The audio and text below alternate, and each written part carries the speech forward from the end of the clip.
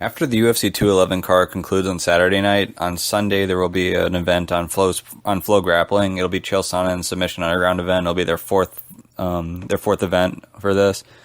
The main fights in this card are the ones that I'm going to go over. I'll just go over the four main card fights. I'd say two, if not three of them, have importance to MMA fans. Outside of that, the others are a little more within the grappling community and specifically within the Northwest. The main event on the card is obviously going to be Jake Shields versus Dylan Danis. Of note here would be the fact that Dylan Danis is training with Conor, or obviously has been part of Conor McGregor's training camps of late. Jake Shields obviously affiliated with the Diaz's. At that water bottle press conference, whatever you want to call it, they were obviously on opposing sides. The two don't like each other. Danis has talked shit about fighting all the different guys in the scrap pack, and now at least, even though this isn't going to be an MMA fight, it'll still be a combative matchup between Danis and a guy from the scrap pack being Jake Shields. So there's definitely a good storyline that's going on right there. As far as who I think would win, it's very interesting because Shields is a very good wrestler. He's very good at getting on top, especially against jiu-jitsu guys. And once he gets there, he's very good at controlling from there.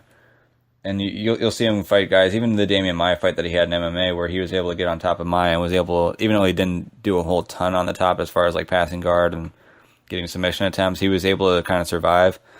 And against a guy like Dylan Danis, you'd figure if he's able to get on top, he'll be okay. Now, granted, since this is Eddie Bravo rules, I wouldn't expect there to be a submission in the first 10 minutes, so you're going to be looking at them getting their good positions, whether it's the back or whether it's the spider web, and going from there.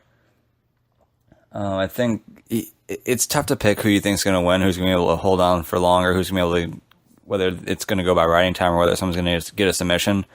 I expect this to be very competitive, though. I think a lot of people assume just because Dylan Danis is known as a great grappling superstar and Jake Shields has been known for MMA of late, that Danis should have the edge here.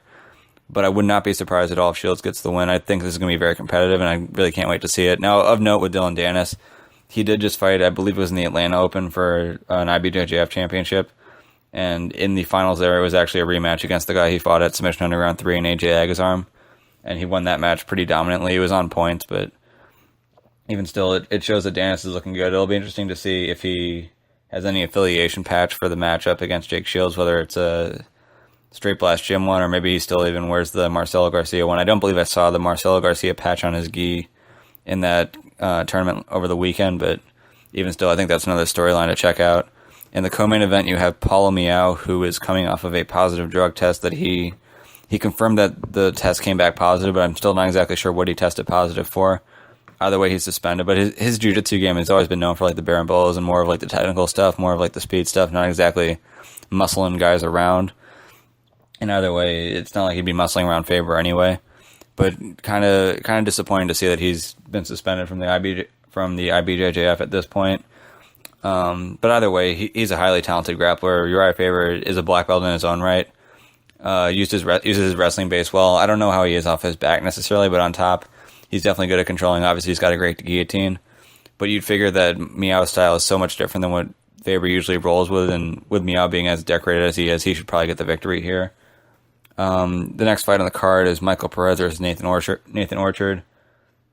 Orchard's a guy who's done a lot of super fights of late, but I don't know that he's a guy who's really got much of a name in MMA circles. Perez, again, I'm not terribly familiar with him. And then in the other fight on the main card, you have John Combs versus Gilbert Burns, who is a UFC fighter, also known as Dorino.